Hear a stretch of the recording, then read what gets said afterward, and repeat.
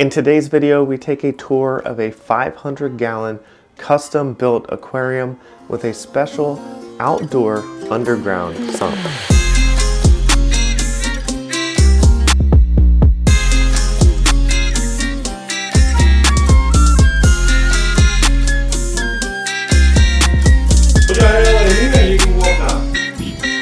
I'm gonna fall in a sump today. That'll be a new one. Yeah. What's up, reef fanatics? We are here at Javier's home to take a look at your beautiful reef aquarium. You may know him as the Cuban Reefer on Instagram. It's exciting to be here. This is an amazing tank. So thank you. Just walk us through the setup and what you have going on in the reef. Basically, it's a 10-foot long tank, 30 inches high, 30 inches deep, SPS dominant. I recently started to put in some LPS over here on the side. I love the movement. So, yeah. And a mix of any fish, trying to get as much colors as I can. That something that nobody fights, peace. And pretty much half bare bottom, half sand. I started, like I told you before, I started empty bottom. But I was having a hard time to mature, so we put live sand, and with the time and the years, the tank is 4 years already, the sand has pushed back, and I like the look, bare bottom on the front and sand on the back. So pretty much I like it like that. You're pushing a ton of water flow because of all the SPS coral. Yes, of course. I have, I think it's 6 MPs, 2 MP60, 4 MP40, one-way pump at full force.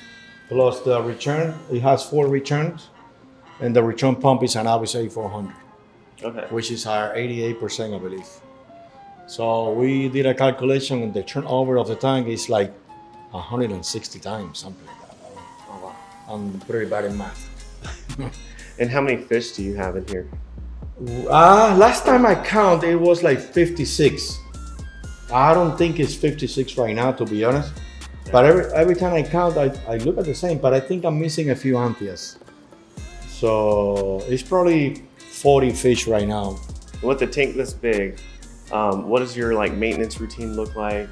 How challenging is it at times? Do you find a larger tank to be more challenging than a smaller tank? I find it the same. I have I think it's 150 gallons tank in the office. Okay. It's just, what do you want to do? If you don't want to work, don't have this. Yeah. Find another hobby. But if you like this, you got to do something every day. And especially, I spend usually Fridays morning. I do water changes. I test the water every week on Saturdays and on Wednesdays. Even though I have the Trident, I like to do my own testing. Yeah. But again, everything is how much you want to work for the beauty of your tank. Mm-hmm. It's not gonna get it alone by itself. You gotta work. Yeah. So the manual testing that you're doing, you're verifying the test results that you get from the Trident. Make sure it's no, not really. I don't compare because they usually off a little bit. They're more or less right there, but the Trident for me is basically, if I'm going in a trip, I do a couple tests. I calibrate it a couple days before, so when I look away, make sure more or less is where I left it. So that's like a peace of mind. Doesn't mean that the tank is dying, but yeah, at least you can say, okay, it's working okay. Yeah, awesome. But I like to test manually. Cool. So let's walk us through some of these corals that you have in the tank, and let's take a look. I noticed that we have a Holy Grail torch right here in the front. I'll be honest with you. I barely knew names. Yeah. I like the coral, I get it, and that's it. Put them on. That's pretty much what I do. I know a few names like, Tropicana, Galactica, Green Duncan, Grand Slimer, Blue Florida Recordias. That's something Rainbow Gunny. But pretty much, not much names I know. Quite a few Millies, And like I said, what I like, I get it and Yeah. put them on. You know, I have a friend that usually I don't glue corals. My friend come and does it for me. Okay. He has a better understanding how to mix the colors and balance the type of coral. So we help each other all the time. So he comes here and he glue all the corals. I sit down and he works. The same thing I do when I go to his house. He sit down and I work.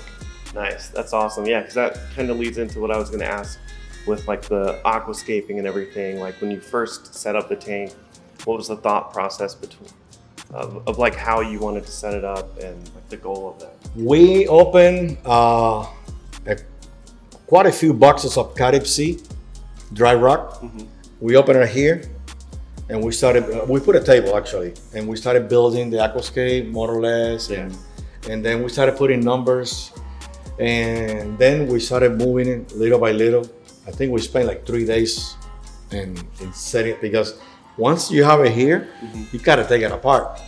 So then you gotta try to do the same over here. So some numbers, of course, got mixed, but who cares? It gave me what I wanted. I wanted 3 arcs, you know, to have a big flow going under, because remember, you got a flow going up, but it's got to return. So I didn't want that much rock to hold. And then all that, it was going to be eventually clogged with debris and sand. So I wanted opens so the water keeps, you know, Keep circulating. And yeah, more through the freely. box. Yeah. More freely, yes. The fish, I will say, are fat and happy. Like every fish in here is super healthy and doing great. One of my favorite ones right here is this rabbit fish. It's That gorgeous. guy, it's amazing. It looks like it has blue eyes. Yeah. And then you got multiple different tangs in the tank. Yes. South fin tang, orange shoulder tang, I see. Yeah, it's a yellow tank somewhere Yeah, I just saw him hiding. right there. And then you have There we go. the black tang over This there. guy is like a koi tank. Okay. There's a blue face, you can see it on the bottom, but his colors really show up when it's white lights. Yeah. When it's blue lights, he doesn't show that much, but he's lovely. He's super docile guy. He's not fighting, you know.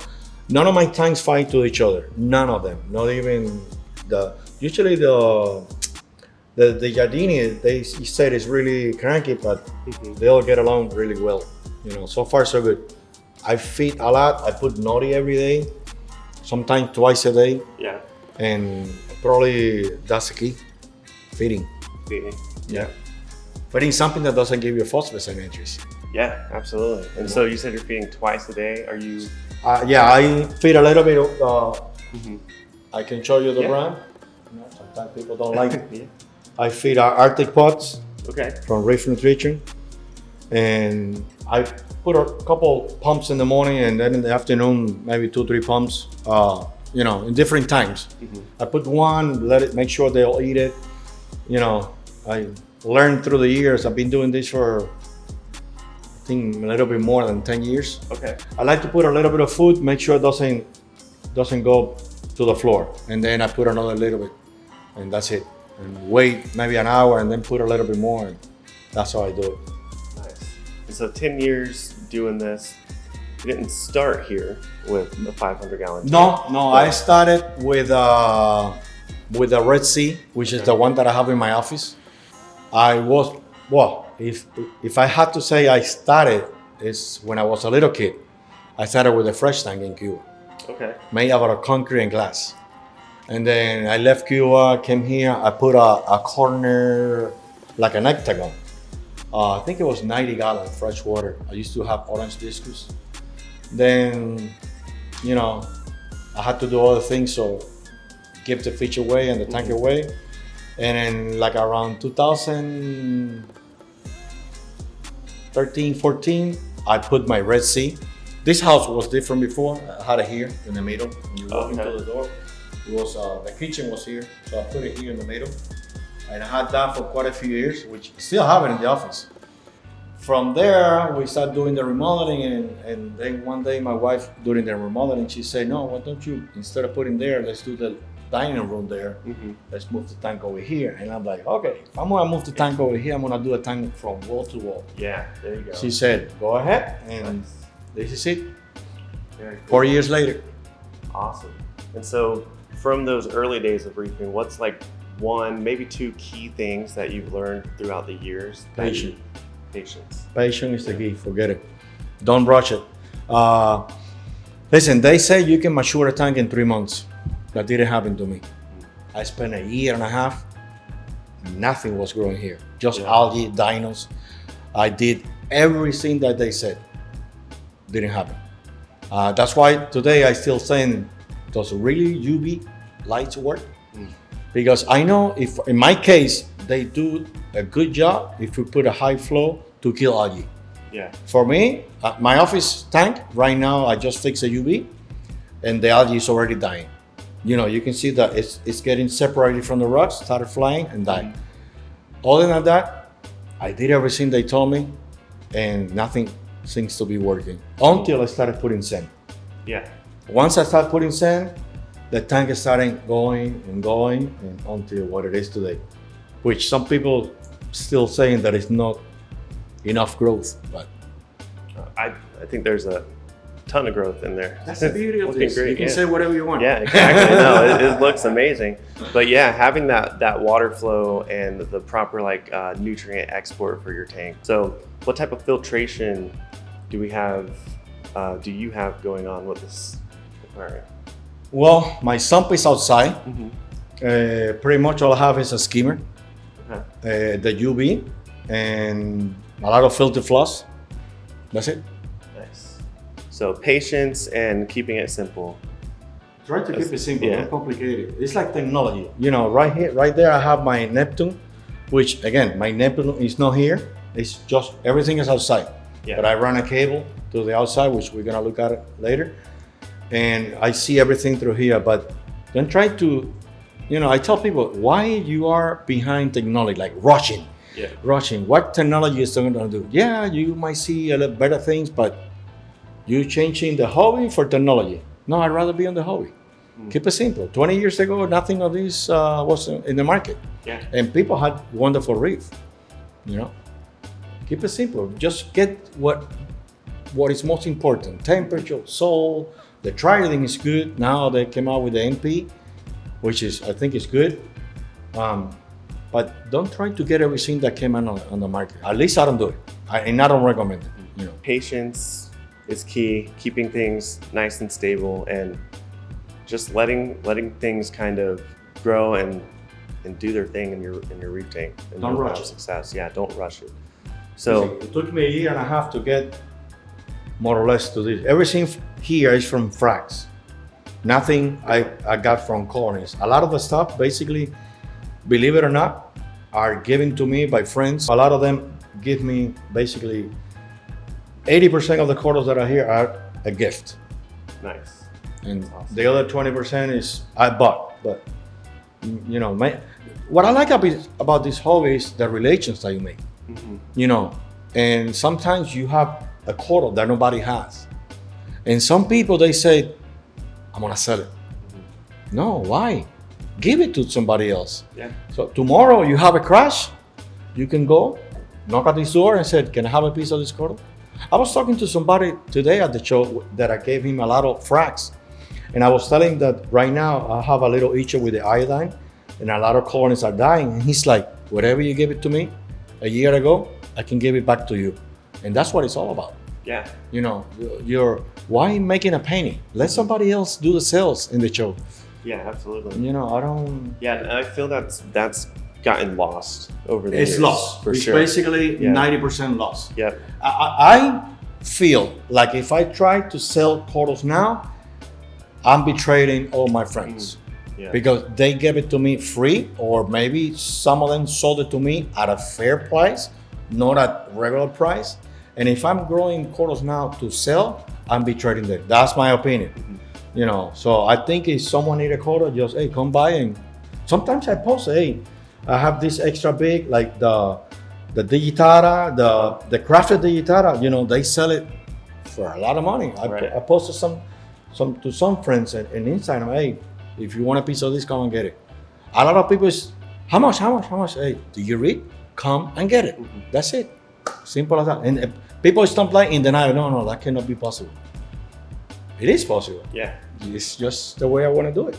That's awesome. I love that. Yep. Generosity and sharing, and that's how corals are gonna, like you said, like survive. And if you share, yeah. It's like putting money in the bank. Yeah. It's always there, unless everybody has a crash, which I doubt it. Yeah. You know, but at least you can call, hey, can I have a piece of whatever I gave you 2 years ago? Oh yeah, perfect. So, you know, I know you, at least you know that you're gonna have the piece back when everything goes normal. Right. Yeah, that's super cool. And then for like the new hobbyists that may see your reef tank and feel like it's impossible to get here, like their tanks are just experiencing like just algae takeover or dinos, or just they're going through a rough spot with their tank.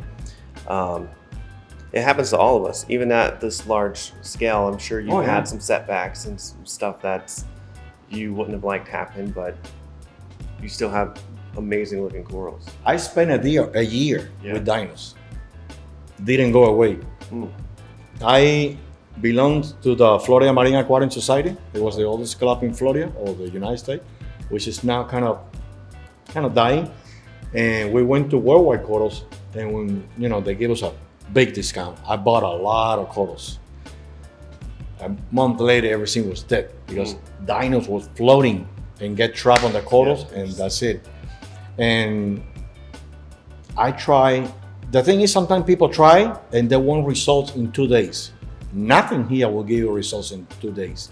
Everything is a matter of a month, 2 months, until Gilbert from Reef Pro told me, why don't you start dosing BioX? So I started dosing a little bit BioX, which I had it before to reduce nitrates. And it was the only time in my, I don't know if it's okay, in my hobby life, that something showed me results 2 weeks later. Dinos were receding, going away. I had to change filter floss twice a day. Okay. And nice. 2 weeks later, the tank was basically 80% clean. And I'm like, wow, that was amazing. But it's the only time in my 10 years that something gave me results right away, in 2 weeks. Other than that, forget it. Nothing else will give you results in 2 weeks. Yeah. Everything else is 3 months, 4 months. Is there a coral in here that's been like difficult for you, like the most difficult out of all of them? Or? The gonies. It's the first time that I'm growing gonies. Before I couldn't. Before you see that goni there? That's the most beautiful goni I had seen before here. Now look at the one on the back. It came like this one. This one is barely new. But before, from there, never reached that point back there. This guy it was closed because of the iodine, or someone was nipping at it. Yeah. And this guy was dying, and it's basically triple the size right now. And look at that. But before, that was the most difficult coral that I had, to grow in this time. Anything else was kind of easy, to be honest with you. So with all these fish, do you have a favorite one, or are they just all your favorite? My favorite is the Cuban basslet. Right. No denial. It's as many people know, it's a fish only from Cuba. It's only found in Cuba. It's pretty similar to the basslet that is like a yellow and purple. Yeah, the Royal Grandma. The Royal Grandma. Similar to those. Yeah. Yes. If you look at it, it's the same body type, but it only grows in Cuba. I had 3 before. When I first started, I had 3. But it's only 1 left already after 4 years. Is your plans to let what you have now grow out, or you have other corals that you're planning to put in here? Yeah, there's still a lot of real estate here to be covered. And I honestly like the corals big. Yeah. And that way I can make phone calls and tell them, come and get it. Let's do a haircut. Nice. And give it away, and like I said, share. Yeah, I really love the Galaxias right here. This one awesome. Died completely. No, really? Yeah, that one was like this tuxedo size. I bought them in Reefapalooza, both of them. And I glued them in there, and they started growing, and boom, that one died completely. Okay, what am I gonna do? Somebody told me, if a coral die, don't take them out right Just away. leave it there, yeah. Leave it there. Like 6 months later, I see a little, and I thought it was a worm. When I look, Yeah. it's back. It's awesome. It bounced back incredibly well. Yeah. So I'm afraid now if They're gonna encroach on each other. I don't maybe? know. I don't know. They're gonna fight. Who knows? And I see you got some bounce mushrooms in there. They were bigger, but Yeah. that's when I noticed that something wasn't doing good. And these are, I think they call it OGs, something like that. Oh, the OG bounce. Okay. Nice. But they started closing and closing and closing, and I'm, something is not right. So I sent an ICP like a week ago. And that's when I noticed we are in trouble. Yeah. But they haven't died. They're there. So I think they're coming back. They were way more close than that. They were like this, completely. You can barely see them. Oh wow. Yeah. So they are actually coming like back. they're doing. Yeah, they're doing well. That's the oldest coral here. The Blastomusa. The Blastos in there. Yeah. Yeah, that's the first coral that came into this tank. And actually, that was a head that I brought from my tank. Oh, nice. The original colony is in my office, and it's probably 10 years old. I bought it for $20 in World War. That's awesome. A little head. Yeah. Unbelievable. And it's giving me, because sometimes they lose the babies. Right. They just drop them. And then you see it flying by, I grab it, put it in one of these plastic containers, and then put it in a low flow zone, and I give it to somebody. I have many friends that have that because of me. Someone wanted to change the name and put a Cuban Reefer Blastomusa. I'm like, there you go. Yeah. Name the cool. come on, man, forget it. Incredible display tank. Love the setup. And all the equipment for it and sump and everything is outside. It's outside. The only thing that I have here is the MP's controller down here, and over here I have an iPad with everything on it. I keep this just to have direct access. Yeah. But sometimes they go crazy, but I can see everything here. Down here, there's nothing. Down here, I don't have anything. Storage space. Storage, that's my board for my controllers. I have dosage on the back, the piping, all the shut-off valve. These are drills. So all these are drills. This is where I do my testing. I put everything here, everything that I'm dosing. I write it down, because if I put it here, I forget. This is where I keep my tester kits. I use Hannah. I trust Hannah 100%. Yeah. I forget about it. I don't want nothing but Hannah. I'm really happy. I'm having this for probably 6 years, maybe. I don't know, since they started coming out. Yeah, the checkers are really good. Really good. Change the battery once a year. Yeah, I love this. I love the storage that you have and the drawers that you have. And just stay organized. Be able to this test is all right towels, in front. equipment, stuff that I need. Try to, since I don't have the sump over here, I have the space. Yeah. So, but the sump is outside. That's another world. Well, cool. Let's take a look. Yeah, let's go take a look. Let's go.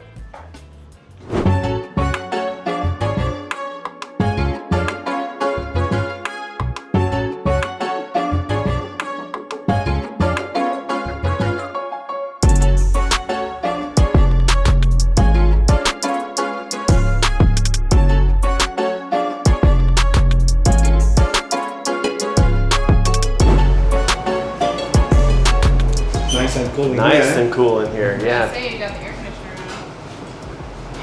Nice and cool. Is that enough to support me too? This is a regular ladder. Yeah. This is a painter's. Put your hand over here and you can walk down. Walk down forward? Put your hand here. Yeah. And that's it. Go forward. I'm gonna fall. You're too scared. I'm gonna fall in the sump today. That'll be a new one. Yeah. You're not gonna go that deep. This is only 6 feet on the ground. This is the sump. This is what's. This is my little sump. Yes, little sump.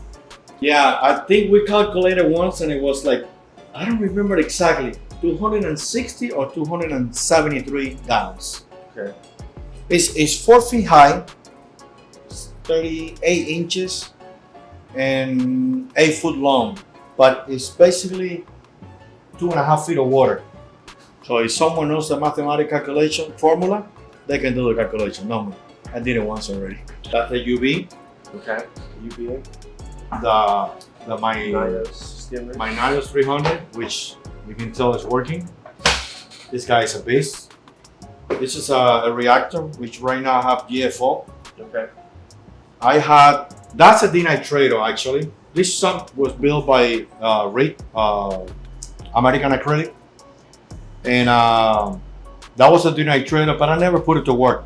So I'm trying to get a Cheeto algae to tumble in there, but it's kind of hard to get it to tumble. So I don't know what I'm gonna do with it. I'll probably put some miracle mud in there with a little flow and create like, if you put sand in a low flow zone, eventually will become a denitrator. Yeah. Like in the old days. Yep. Yep. So like I might do that in there. Even though my nitrates are, sometimes I have to dose. Right now, I think I was at 7.4 or 6.4 when I test last Sunday. My auto feeder is here, right on top of the pump. Okay, nice. So you feed in the sump, and then if I'm going away, I put some pellets over here okay. to feed twice a day, a little bit. That way, if my friend cannot come to feed the fish, I know that they eat something. I know when I come back, the phosphorus are gonna be high, but at least they're fed every day. Yeah. And the good thing about it is this goes right on top of the pump inlet. Okay. So it takes it directly. It takes it right there, and it starts flying away. And remember, the tank has 4 returns, so they start going everywhere, and the fish go crazy. So I don't like to have it on the tank because over there I have a fan blowing away the heat of the lights. But it's 7 radians. Okay, 7 radians. So it's a lot of heat in there. Very cool. So what led you to putting it in the ground like this? I met a guy. His name is Miguel Hurtado, the king of clownfish in Miami. Okay. He created many brands of clownfish, and he had a similar system on the ground. And I liked the idea. I wasn't sure about it, but then I went to another house. Another guy named Humberto Sotolong, I think he's a vet, and he had a sump. But his sump was a little bit higher than this one, but maybe 2-3 feet. He said the deeper you do it, the better temperature control you have. I didn't agree with that. I have insulated ceiling. This is enclosed in acrylic, and I still have to put an air conditioner because the chiller was going off 5 times a day. So I did a calculation with my friends.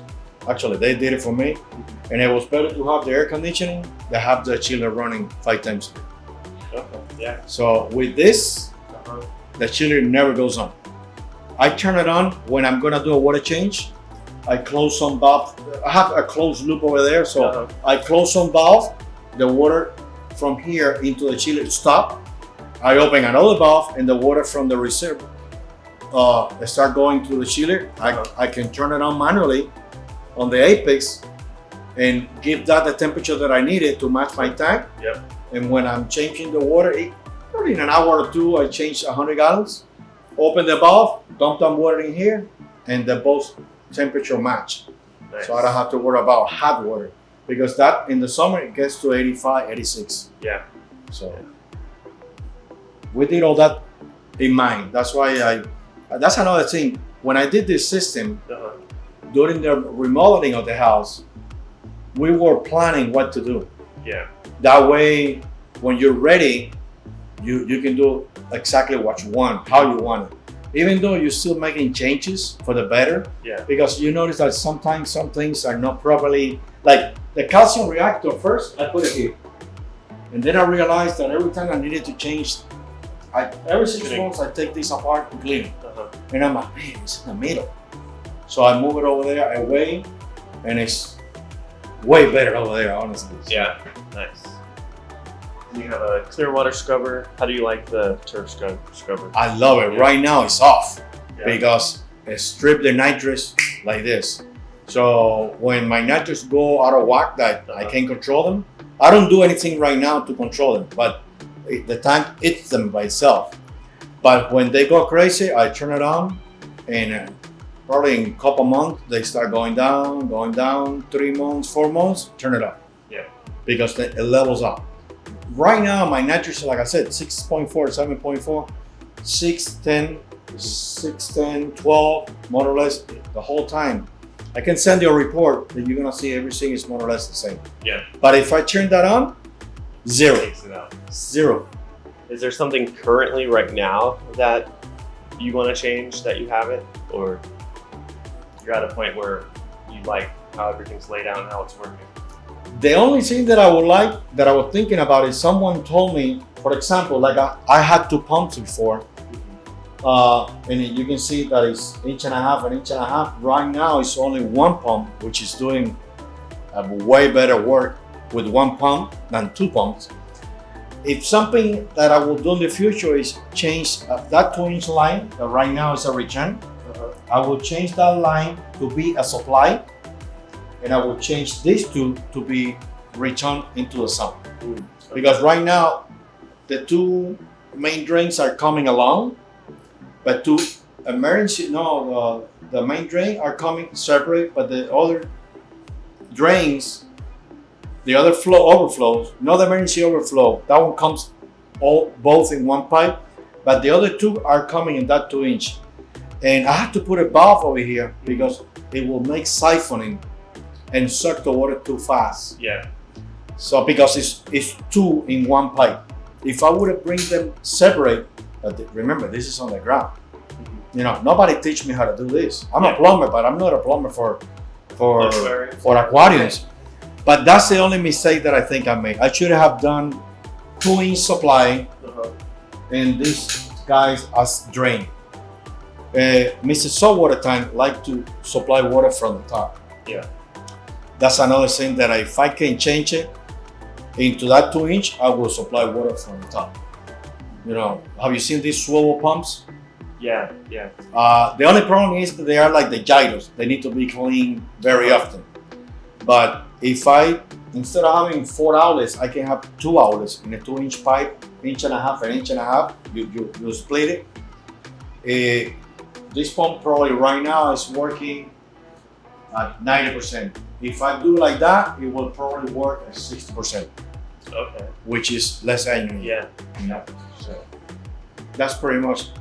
That's a thought. I might never do it because it's a lot of work. Yeah. You know. And remember, you gotta put cleaner and glue into the fittings, and all that will go into the tank. Yep. And the SPS will know immediately. Yeah. And they will close for days. Yeah. And it's been running like this 4 years, so 4 years. everything is happy where it's at. So it's like, yeah, just let it go. So this is it, my little sump. This is my trident. Okay. I have a drain right there. So everything that drains from here goes right there. So I don't have to worry about emptying the container every week or so. I have it just regularly 4 times a day. I heard you can twinkle it a little bit and do it twice a day. But I don't like to play with anything. Yeah. You know, keep it like that. I don't care. Yeah. Well, this is an amazing setup. Like the reef aquarium is amazing with the sump itself. Yeah, that's a calcium reactor right there. It's Okay. from years. It's like size to up to 1,200 gallons. Because believe it or not, the tank is 500. Take some water from the rocks. You know, it's like in almost 260, 270 here. It's like 670 gallons plus whatever water you have on the line. Yeah. It's basically 850 gallons of water. So that's why I bought that calcium reactor from you. So I want to be a little bit over. Yeah. So you're doing calcium reactor and calc washer. I have the calc washer. I think it's 6 times a day. It gives me 300 mils of water. That way I replenish whatever water I'm missing. That's a way of replenish the water that I'm evaporating in the tank. I think it does evaporate like 10 gallons a day. 10 gallons. Yeah, even though this is enclosed. Yeah. But it evaporates a lot. Big urchins. See it? Oh, you have the urchin in there? Oh, yeah. The spiky The one. long spine urchin in there. Yeah, it was two. Very cool. One looks like it's a long gun. But that one keeps me the sump clean. Nice. No hair algae. Look at the walls. Yeah. And it moves everywhere. Little by little. Yeah. Have you seen a sump like this in Florida? I've not. No. I think this is the only one. Yeah, I believe so. Because the front that I had that I was telling you, he doesn't have saltwater tanks anymore. Okay. So right now this is the only one. Basically. Yeah, and to have it outside, being in Florida. Yeah. Well, I have temperature control. Yep. Here. Okay. That way I know if this is working or not. Gotcha. So you get a notification or alerts. Yep. Things And also I keep that in there. Right. They usually during the day it's like 74, 75. Okay. That's it. And this goes all day, but it was better than having the chiller going 6-7 times a day. Absolutely. Now I can say I've climbed down and up from a skimmer. Yep. Yeah. Don't be afraid. Special thanks to Javier, the Cuban Reefer, for having us out and touring the beautiful 500-gallon reef tank and that incredible sump. Let me know what you think about it in the comments below. And if you've enjoyed this video, then I know you're gonna like this video here. Go ahead, click or tap to watch that. Thank you so much for watching, liking, and subscribing, and I'll see you in the next one.